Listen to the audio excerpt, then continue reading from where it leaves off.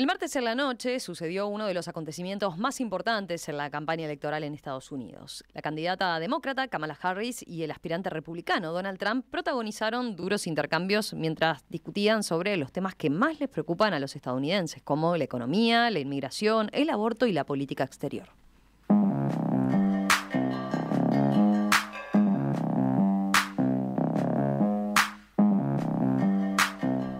El debate fue organizado por la cadena ABC en Filadelfia, en el estado de Pensilvania, uno de los llamados estados bisagra, que pueden ser clave en la definición de los resultados electorales.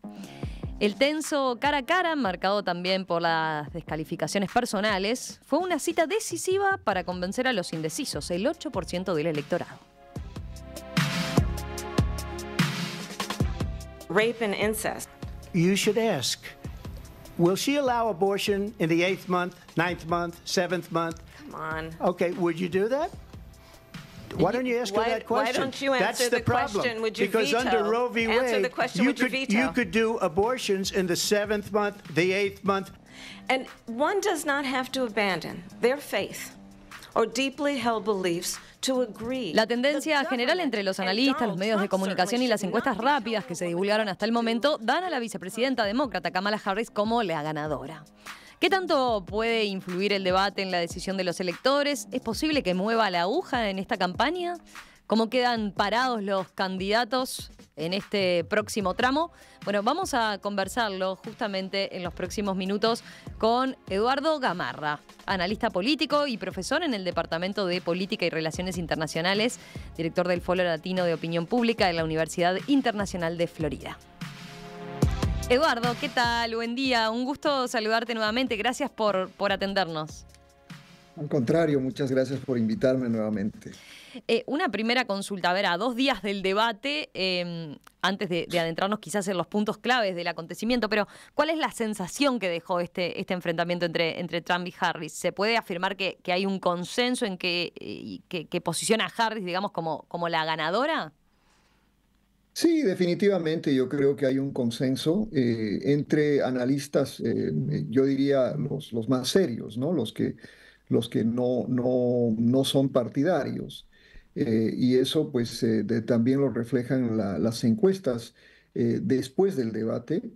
Y yo creo que un análisis objetivo, nosotros por ejemplo tuvimos a 98 de nuestros alumnos, que 50-50 divididos en términos de identificación partidaria, y vimos al final que había un consenso que Kamala había ganado el debate. Uh-huh. Entonces creo que eso es, yo creo que es la opinión general, aunque por supuesto que el Partido Republicano y el expresidente tienen la tarea de decir que ellos ganaron el debate y que lo ganaron de manera contundente, etcétera. Pero ese mensaje del Partido Republicano no ha llegado muy lejos.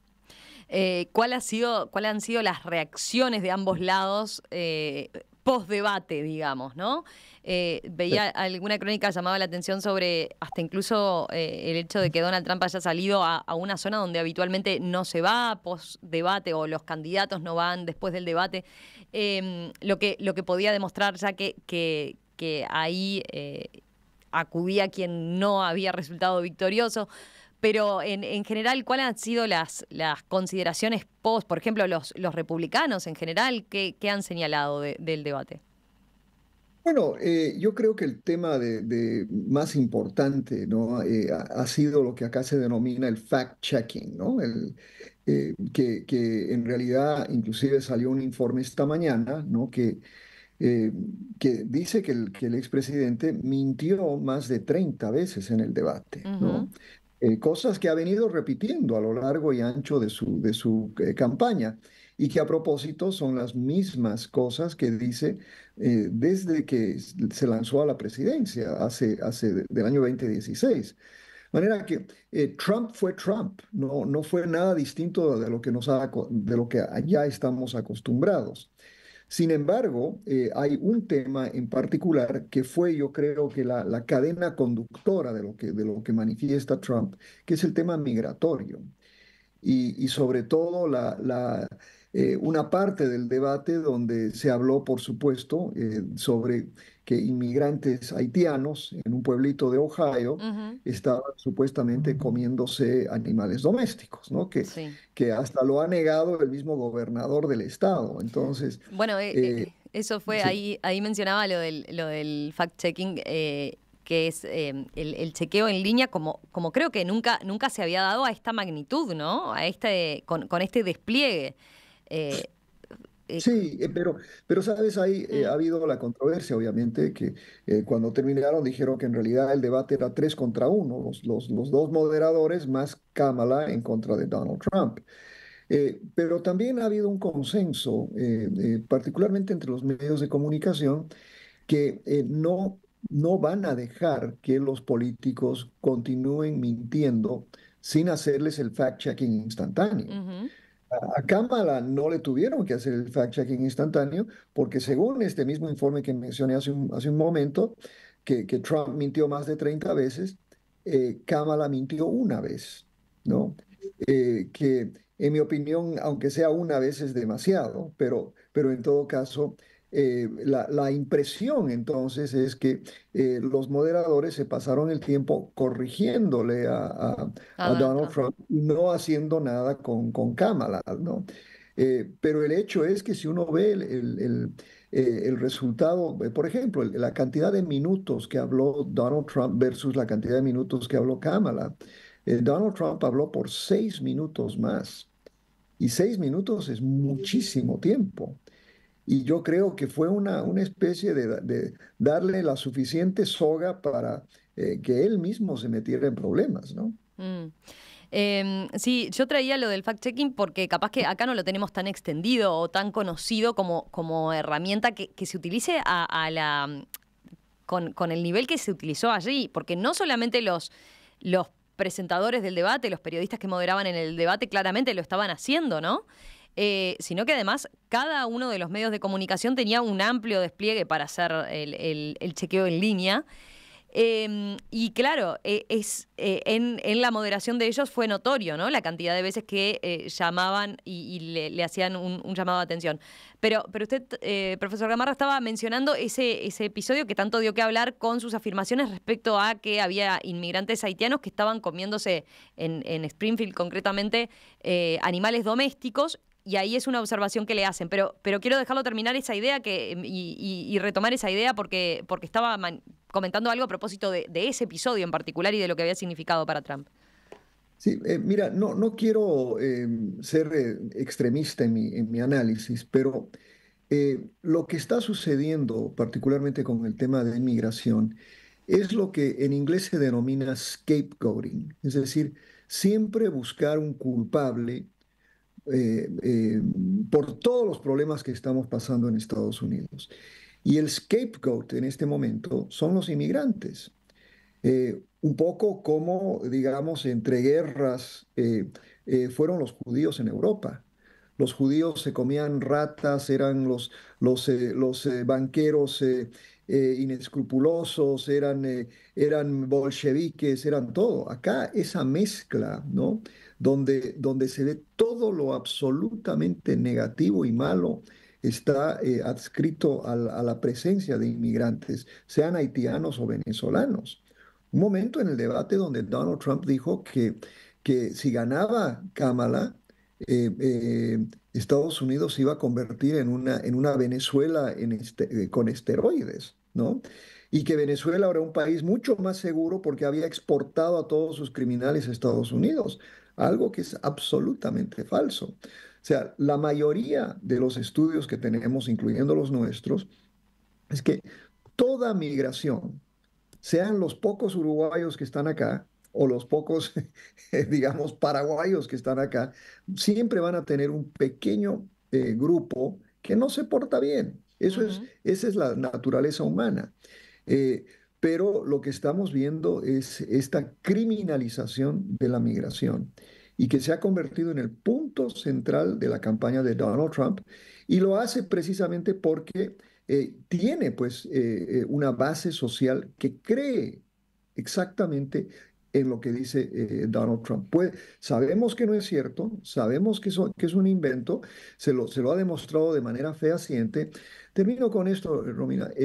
Después del debate, en ese spin room al que tú te Mm. hiciste referencia, fue J.D. Vance, el candidato a la vicepresidencia.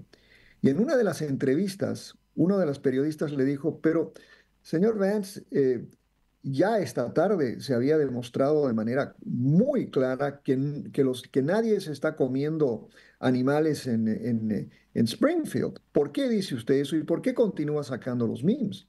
Y él dijo exactamente lo siguiente, sabemos que no es verdad, pero sabemos que la inmigración es una amenaza existencial a la existencia de los Estados Unidos, estos inmigrantes. Por lo que entonces tenemos que exagerar a través de estos memes. O sea, Sí, sí, sí. ahí es donde estamos, ¿no? Claramente este era el tema que lo obsesionaba a Donald Trump en el debate porque incluso los oradores trataron de plantear como primer tema el costo de vida, ¿no? de la gente. Empezaron hablando de temas económicos y él en la primera oportunidad que tuvo planteó el tema ya de la migración, ¿no? Como con la amenaza que significa, decía él, bueno, para los inmigrantes, para la economía y le buscó las vueltas para engancharlo por ahí también, ¿no? Pero me quiero detener ahora, profesor Gamarra, en un punto que tiene que ver con también lo preparada que parecía estar Kamala Harris, que era, bueno, se la sabía, buena oradora, buena expositora, pero los analistas coinciden en general en que mostró preparación para el debate y capaz que eso se vio hasta en el primer instante, ¿no? Cuando ingresa al debate con mucha determinación también a saludarlo a Trump. Y después algunas posturas hasta corporales que adoptó en el debate que llamaron la atención o que por lo menos mostraron que estaba muy planificado, muy ensayado. Sí, mira, Romina, yo he tenido el privilegio de trabajar con varios candidatos en mi carrera. Y la noche del martes, Kamala demostró lo que todos los consultores políticos quisieran tener. Ujú, Un pupilo que escucha, que hace lo que le indican, que asimila las lecciones y que las practica, ¿no? Fue yo creo que ese debate lo vamos a usar como un ejemplo clásico de un candidato disciplinado, un candidato estudioso, un candidato que pues al final de cuentas es como en cualquier cosa, cuando uno va preparado para un debate, va preparado para una entrevista, se lo ve de manera muy clara. Ahora, Donald Trump tiene el mismo número, quizás inclusive más, de asesores y asesores excepcionales, pero demostró, como lo ha demostrado en muchísimas ocasiones, casi todos sus asesores privadamente se quejan de que Donald Trump no escucha, de que Donald Trump siempre será Donald Trump. Él piensa que él sabe más que los asesores y por lo tanto él hace lo que él piensa en ujú. el momento. Y la verdad es que el entrenamiento de Kamala hizo que Donald Trump pisara el palito varias veces. Se ¿Qué, enojó, qué destacaría, ¿no? Iba, en ese sentido? ¿Qué marcaría respecto a Cámara y qué hizo que él entrara en su juego de alguna manera, ¿no? Bueno, por ejemplo, el tema que es algo, Donald Trump tiene algunas ideas muy particulares, ¿no? Que lo ofenden cuando uno cuestiona y ha sido a lo largo de su carrera política, el tema del tamaño de las audiencias que él tiene. Te acordarás, Romina, cuando la inauguración, la posesión de Donald Trump el año 17, un gran debate fue que él tuvo la audiencia más Ujú. grande de la historia, ¿no? Y cuando le demostraron que no fue así, pues caracterizó casi toda Ahí surgió la idea de hechos alternativos, ¿no? De alternative facts. Y Kamala aprovechó eso y dijo algo que todavía, pues yo creo que fue un momento absolutamente interesante, donde ella invitó a su audiencia, ¿no? A visitar ¿no? A Donald Lo- Trump y que verán, ¿no? Que no solo que es aburrido, sino que dice una cantidad de cosas bizarras, ¿no? Y que Y la que la gente gente se se va del va, decía, ¿no? aburrimiento, Que la ¿no? gente se va del auditorio. Y eso fue un momento, un golpe bajo para él, ¿no? Eso lo sacó o fue donde se lo vio visiblemente más molesto, ¿no?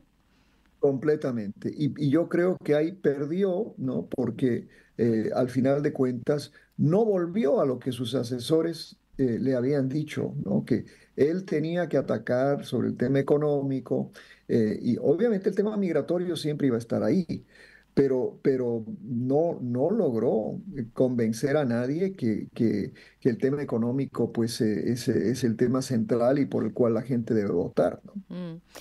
Pensando también en puntos altos de Kamala Harris, su gestualidad fue muy, o llamó la atención, ¿no?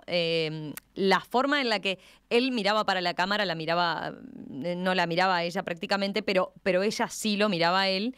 Y mientras que él hablaba, hacía gestos que claramente se mostraba sorprendida o lo escuchaba con la mano como en la pera, ¿no? Mostrando que estaba fastidiada con lo que estaba diciendo y como dando a entender que era mentira lo que estaba diciendo, ¿no? Exactamente, y eso también fue absolutamente practicado, ¿no? Ellos han estudiado las cámaras, porque son dos cámaras simultáneas, ¿no? Una que muestra a Donald Trump y una que mostraba a Kamala.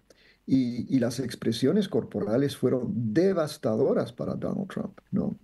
Porque mostró no solo enojo, fastidio, eh, como bien dices, jamás miró a Kamala y Kamala pues se presentó una figura a veces sonriente, a veces agradable, a veces como haciéndose un poco la burla, ¿no? Ujú. Pero al final la imagen que quedó es precisamente esa imagen con su mano en la, ¿no? Cuestionando por ejemplo, cuando Trump mencionó el tema de los gatos y los perros, ella se rió abiertamente, ¿no? Entonces, yo creo que eso es lo que ha quedado del debate, ¿no? Esa imagen y la forma en la que ella de manera disciplinadamente desbarató a un candidato pues, a finales de junio, eh, Ujú. eh, Donald Trump ganó el debate contra Biden de una manera contundente. Y el gran temor demócrata era en realidad que se podía repetir ese escenario. Mm. ¿Mm?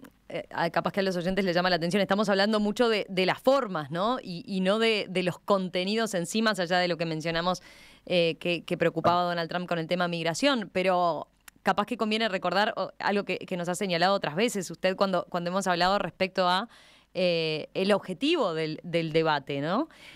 ¿Cuánto se juega en un debate esto que estamos hablando, esto que parece accesorio, que parece simplemente de formas? ¿Y cuánto pesa el contenido, en definitiva, lo que son las propuestas, lo que son los planteos y saber defenderlos? Sí, mira, yo creo que hay un desfase ahí entre lo que, por ejemplo, quizás tú o yo o personas que seguimos y que en realidad dedicamos nuestras carreras al estudio pormenorizado de la política, ¿no? Y lo que esperamos y lo que quisiéramos, y para nosotros es fácil decir, bueno, no tuvo ningún contenido de política pública, lo que ninguno de los dos dijo. Ujú, Pero los estudios de opinión pública nos dicen otra cosa, primero que para la audiencia en general, por ejemplo, hablar de cifras económicas generalmente no es algo que el público general entiende, ¿no? Y le aburren los ujú. detalles en ese sentido. Y lo hemos aprendido también estudiando muchísimos debates. En ningún debate, yo llevo muchísimos años en este trabajo, eh, eh, jamás en los análisis posteriores se hizo un detallado análisis de contenido de la propuesta económica de ningún Ujú. candidato. Lo que sí nos hemos fijado es Eh, y es esto, ¿no? El debate no es un ejercicio intelectual. Mm. No es un momento para hacer grandes citaciones académicas ni nada por el estilo. Son momentos para pasar mensajes, Mm. ¿no? Y esos mensajes son cortos, no deben durar mucho tiempo, porque lo que uno se acuerda son precisamente lo que en inglés se llaman sound bites, ¿no? Esos pequeños, ¿no? Momentos, ¿no? En los que cuando yo le pregunto a una persona, ¿qué te acuerdas del debate del martes? ¿Qué se acuerdan? Se acuerdan de los gatos y los perros. Mm. No Sí. se van a acordar sobre las propuestas de Kamala Harris, ¿no? Sí, más allá de que ella trataba en alguna oportunidad como de bajarlo al día a día de la gente, ¿no? Pienso sobre todo en el tema económico o en los precios y los incentivos para los pequeños comerciantes, ¿no? Trataba de acercarlo, digamos, lo que puede ser una política económica. Le tiró como argumento el proyecto 25, ¿no? El proyecto 2025, que es que los demócratas, en lo que los demócratas vienen insistiendo mucho, ¿no? Que ese va a ser el plan que Donald Trump va a llevar a cabo y él se trata de desvincular completamente de ese plan, ¿no? Exacto, y se desvincula de un plan escrito por 40 de sus asesores, ¿no? Entonces, esa ha sido la controversia. Ahora lo interesante es que efectivamente Donald Trump tiene lo que está diciendo hoy, por ejemplo, el tema de las tarifas y de las sanciones comerciales a la China, ¿no? Ujú. Eh, Eso no es un presidente muy capitalista, que digamos, ¿no? Muy libertario, que digamos, ¿no? A pesar de lo que dice el presidente Milei de la Argentina, ¿no? Ujú. O sea, Donald Trump no tiene diferencias muy grandes en ese sentido con aquellos que abogan por un mercado libre, un mercado abierto. Al contrario, las grandes críticas a Donald Trump es precisamente que se va a convertir en un presidente proteccionista, más parecido a los de sustitución de importaciones, ¿no? Que Claro. otra cosa. Entonces, yo creo que lo que hizo la señora Harris también eh, es también un poco de populismo económico, que eso sí tiene una repercusión. Decir, por ejemplo, que nos van a dar Ujú. a los contribuyentes $25,000 para comprarnos la primera casa. O sea, Exacto. el pago de entrada, ¿no? Ujú. Eso tiene un impacto, especialmente en el contexto en el que estamos viviendo, donde la vivienda es carísima. Tiene también impacto que para los negocios pequeños se les diga, les vamos a dar $50,000 de subsidio. Pero eso es populismo económico, porque yo dudo que eso tenga un buen impacto sobre una economía como la que tenemos hoy, porque eso implica mayor gasto social en un contexto donde las recaudaciones no son lo suficiente para cubrir el déficit, ¿no? Hoy aquí en Perspectiva estamos analizando el primer debate presidencial entre Donald Trump y Kamala Harris que sucedió el martes pasado. La candidata demócrata y el aspirante republicano protagonizaron duros intercambios sobre economía, inmigración, aborto y política exterior a 56 días para las elecciones. El debate duró más de lo debido, 105 minutos, en los que el expresidente Trump utilizó un tono más agresivo que Harris, que varias veces ignoró sus ataques y se centró en comunicar las propuestas demócratas. Bueno, ¿cómo sigue la campaña electoral en Estados Unidos? ¿Qué tanto puede incidir el debate en los resultados de las elecciones? De eso estamos conversando con el profesor Eduardo Gamarra, analista político y docente justamente en el Departamento de Política y Relaciones Internacionales, director del Foro Latino de Opinión Pública, en la Universidad Internacional de Florida. Profesor Gamarra, ya creo que nos quedó bien analizado el debate, pero quería consultarle ahora, bueno, ¿qué cabe esperar de esto? Está claro que dieron los sondeos de opinión en cuanto a, bueno, quién resulta ganador. Ahora, ¿es tan fácil que eso se traduzca en votos? Sí, esa es la pregunta del momento, ¿no? Si nos remontamos un poco hace 10 años, por ejemplo, en el debate entre Hillary Clinton y Donald Trump, Hillary ganó ese debate y lo ganó, la mayoría pensaba de manera decisiva, no tan contundente como lo de Kamala, pero básicamente no movió la aguja mucho y al final ganó la elección Donald Trump, ¿no? Hubo otros incidentes, ¿no? Después del Ujú. debate que incidieron en el resultado. Estamos a 54 días de la elección y mucho puede pasar, inclusive la posibilidad de un segundo debate, ¿no? Mm. Kamala Harris quiere un segundo debate. Yo creo que, bueno, al menos los informes de Donald Trump es que lo ha dicho que sí, pero que no se va a concretar, ¿no? Eh, y por otra parte, pues hay siempre una oportunidad para cometer errores, ¿no? Y sorpresas. En el léxico político norteamericano siempre hablamos de la sorpresa de octubre, ¿no? Ujú. ¿Qué pasa en octubre que puede cambiar el curso de una elección? Pero a la vez, yo pienso que simplemente viendo el curso de las encuestas, inclusive las nuestras, Ujú.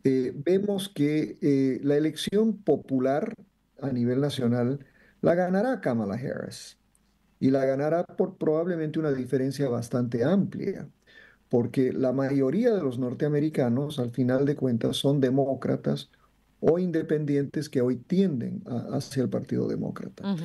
Pero si eso fuera todo, pues entonces no habría necesidad de una elección y deberíamos simplemente coronar a Kamala.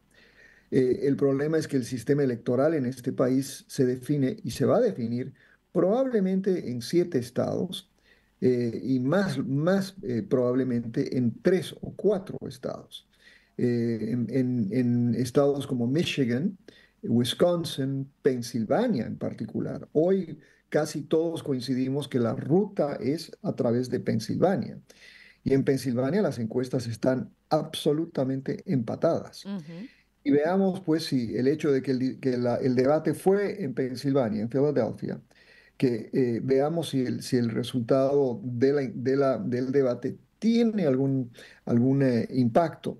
Yo creo que vamos a ver en las encuestas esta semana, final de semana, recién, vamos a ver que el debate tuvo un impacto probablemente positivo para Kamala de 1 o 2 puntos porcentuales, pero que eventualmente eso se va a volver a acercar, ¿no? Y ahí es clave que no se cometan errores. Y la estrategia que ha llevado adelante Donald Trump, que ha sido exitosa, es tener enormes concentraciones y mucho contacto con la prensa. Ujú. Y a la inversa, el éxito que ha tenido Kamala ha sido de tener poco contacto con la prensa y ser muy cauta a la hora eh, para prevenir grandes errores. Eso va a continuar y creo que a final de octubre vamos a estar con esos pocos días con una enorme incertidumbre sobre el resultado final. Los dos candidatos están apuntando justamente y concentrándose ahora, de ahora en más, en esos estados clave, ¿no? O también siguen recorridas por el resto de Estados Unidos. Sí, mire, por ejemplo, hoy el expresidente está en Arizona, un estado clave donde no solo hay una contienda por el Senado, donde el candidato republicano está perdiendo, hay un candidato de origen colombiano, a propósito, que es el candidato demócrata para el Senado, pero la verdad es que en la mayoría de las encuestas Donald Trump tiene una ventaja fuera del margen de error en Arizona. Ujú. Kamala Harris hoy está en Carolina del Norte, otro estado donde están básicamente empatados y donde el voto, sobre todo el voto negro, es muy importante. Y el voto negro es históricamente demócrata. ¿Cuándo sale a votar? Por eso es clave también que haya una gran participación del voto afrodescendiente en ese estado. Y por supuesto, hay un sobredimensionamiento de Pensilvania, ¿no? Donde se juegan 20 votos electorales y donde ambos partidos están gastando pues fortunas increíbles en spots televisivos, en una cantidad enorme sobre todo, ¿no?, de trabajo de campo, ¿no?, en ese estado. ¿Trabajo de campo en qué sentido? ¿En estudios de opinión pública para saber cómo llegarle o a qué se refería? No, me refiero a golpear puerta a Ah, puerta, ¿no? el- Ese es un trabajo de campo, es trabajo de hormigas, ¿no? ir por el voto a Tiene, voto, así, casa a casa. exacto, batallones de gente que está golpeando puertas, ¿no? Y eso, en inglés se llama canvassing, ¿no? Y canvassing va a ser algo absolutamente importante. Y también, pues, los bancos de datos y las llamadas y todo eso, ¿no? Los pobres residentes de Pensilvania deben estar sufriendo, ¿no? Profesor Eduardo Gamarra, un gusto como siempre conversar con usted. Gracias por esta puesta a punto y por este análisis tan completo. Volvemos a charlar en cualquier momento. Que pase muy bien y gracias nuevamente. Igualmente, muy amable, Un gracias, hasta abrazo. luego.